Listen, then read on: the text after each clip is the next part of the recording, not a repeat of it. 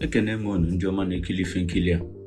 Ana m anabata unu na nkụzi SMC video nke taa. Na video nke taa, aga m akụzili unu otu unu ga-esi wee malụ token bụ Honeypot. Honeypot bụ token Yahoo igocha wee chọzi ile ihe eleuzie. Ọ nke ahụ ka a na-akpọ Honeypot. Ife mbụ ị ga-eme bụ na ị ga-emepe browser dịka Chrome. Imepe isrog.app.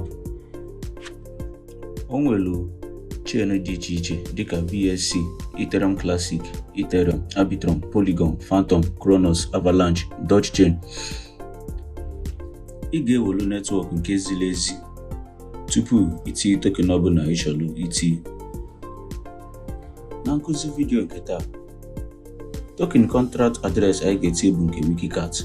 Itinye contract address Wikicat ịchọọ ya, ọ ga-ebupụtelu gị ife niile gbasara Wikicat ịchọrọ ịma maka ya. Isrog.app mara mma n'ihi na ọ ga-egosi gị token Yahoo igocha wee chọrọ ile n'ihe elewie ka ọ n'ihe elewie. Ị na-anya ọfụma, Isrog.app gosi na igocha Wikicat na ihe elewukwa ya. Ọ gosikwala na ihe esiwu na wallet gị wee zite ma ọ zije Wikicat gaa na wallet ọzọ. Ọ na-egosikwa tax eji ego ma na-elekwa Wikicat. Ifụlụ na ọ gosiri na tax eji ego wee na-ele dị mma. Ọ na-egosikwa gas fee eji ego na-elekwa Wikicat.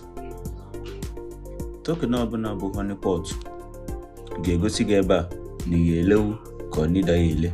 Nke ọbụla bụ Honeypot o nwere ike igoche ihe elewie. Ọ ga-egosi gị na isrog.app.